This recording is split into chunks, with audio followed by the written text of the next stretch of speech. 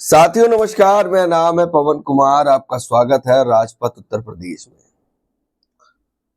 बसपा में ज्वाइनिंग लगातार हो रही है, जिसकी हर एक खबर से आपको परिचित मैं करवा रहा हूं। इस बीच तमाम ज्वाइनिंग बहुजन समाज पार्टी के कोऑर्डिनेटर्स और प्रदेश अध्यक्ष के द्वारा हो रहे थे। वहीं एक कोऑर्डिनेटर जो अक्सर सोशल मीडिया में बनी रहती है, जो बहुजन समाज पार्टी से लोकसभा का चुनाव भी लड़ चुकी है, उसके बाद भी कोई और राजनीतिक दल में ना जाते हुए बहुजन समाज पार्टी की जिम्मेदारी को संभाला।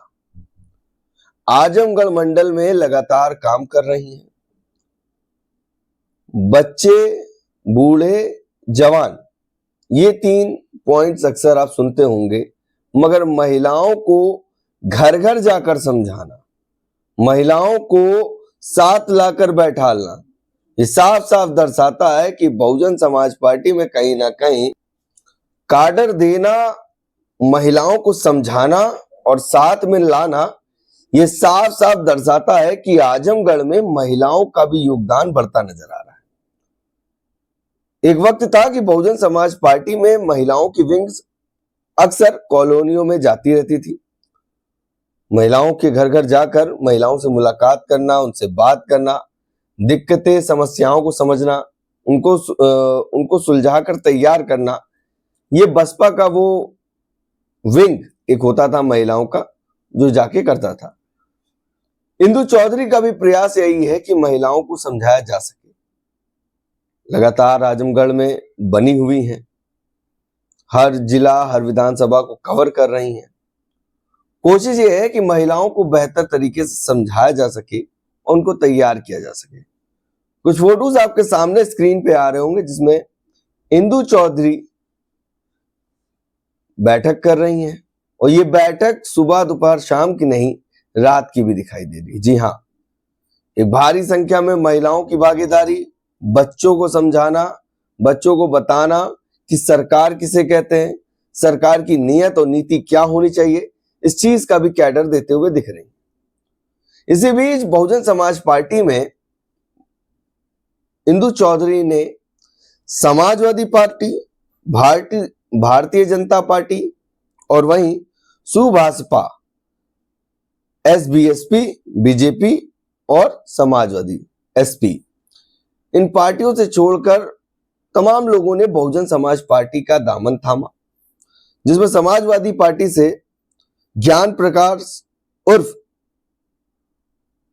लल्ला राय, भास्कर उर्फ सोनू राय, आनंद राय, रानू राय, बालचंद, कमलेश और विनोद कनौजिया की सदस्यता ग्रहण करवाई। उसके बाद बीजेपी से रामशब चौहान, रामाशीष चौहान और रामानंद चौहान, इन तीनों चौहान को बहुजन समाज पार्टी की सदस्यता दिलाई।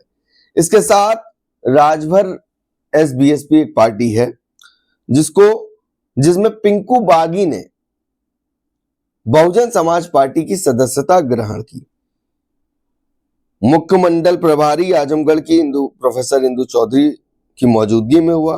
उन्होंने नेतृत्व किया, जिसमें घोषी 354 विधानसभा का ये मामला है। जनपद मऊ के बूथ सेक्टर की समीक्षा कार्यक्रम हो रहा था, जिसमें बसपा की रीतियों और नीतियों की लगातार बदलाव एक्टिविटी देखते हुए बहुजन समाज पार्टी में लोगों ने सदस्यता ली।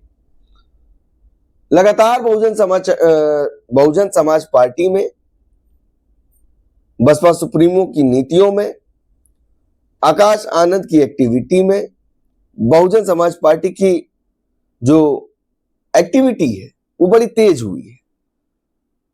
बस्तियों में जाना, बूथ सेक्टर कंप्लीट करना, कमेटी को तैयार करना, गांव-गांव कैडर पहुंचाना, उनके बीच रहना, ये चीज देखने को मिल रही है।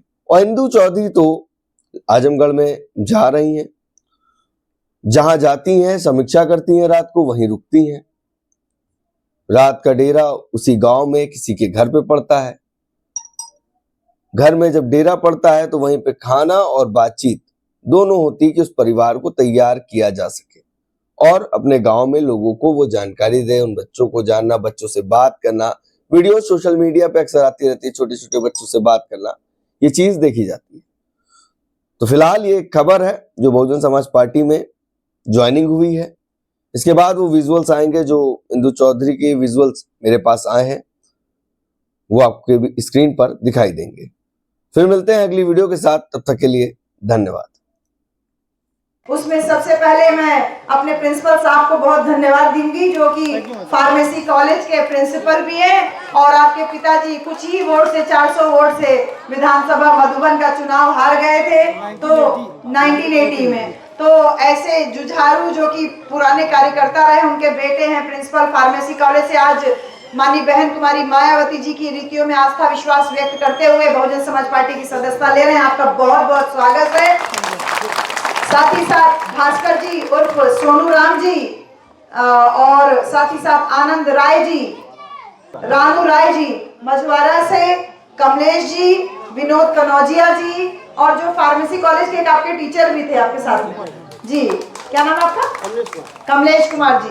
तो आप सभी साथियों का बहुत स्वागत है। और ज्ञान प्रकाश जी, ज्ञान प्रकाश उर्फ लल्ला राम जी, जो आपका बहुत स्वागत है, जो बहुजन समाज पार्टी को आज ज्वाइन किए हैं।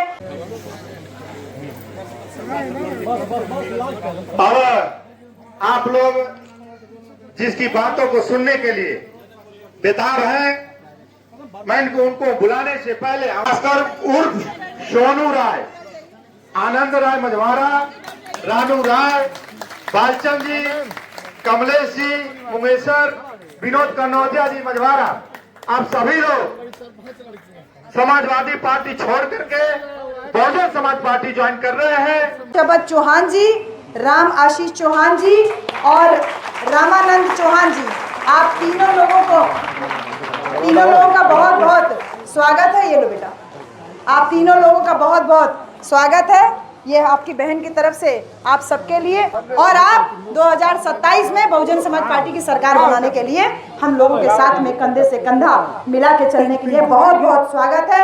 आप भाजपा छोड़ करके पिंकू बागी जी कहाँ है? पिंकू बागी जी,